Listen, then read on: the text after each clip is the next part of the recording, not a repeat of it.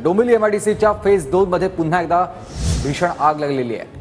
महिनाभरात डोंबिवली एमआयडीसी मध्ये आगीची ही दुसरी घटना आपण बघतोय। फेज 2 मध्ये एमआयडीसी मध्ये एका कंपनीमध्ये ही आग लागल्याची माहिती आहे। डोंबिवलीच्या एमआयडीसी मध्ये पुन्हा एकदा भीषण स्फोट झालेला आहे। या स्फोटाचं कारण नेमकं अस्पष्ट आहे। 2च आठवड्यांपूर्वी डोंबिवली एमआयडीसीत स्फोट होऊन मृत्यूचा तांडव झाला होता, परंतु यातून कुठलाच धडा महायुती सरकारने घेतलेला नाहीये।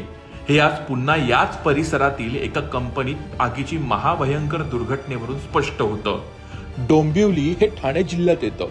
मुख्यमंत्री तथा ठाणे जिल्ह्याचे पालकमंत्री एकनाथ शिंदे, मुख्यमंत्र्यांचे चिरंजीव श्रीकांत शिंदे हे येथील स्थानिक खासदार आहेत, तर स्थानिक आमदार रवींद्र चव्हाण हे महायुती सरकारमध्ये कॅबिनेट मंत्री आहेत। केंद्रात व राज्यात भाजपचे सरकार असतानाही डोंबिवली एमआयडीसीतील धोकादायक कंपन्यांकडे दुर्लक्ष केलं जातंय।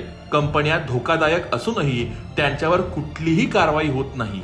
धोकादायक अवस्थेतील कंपन्यांना वाढीव परवाने महायुती व केंद्रातील मोदी सरकारकडून दिले जात आहेत। डोंबिवली एमआयडीसीतील कंपन्यांमध्ये घडणाऱ्या या दुर्घटना आटोक्यात आणल्या जाऊ शकतात, परंतु त्यावर पांघरून घालण्याचं काम महायुती सरकार करतंय।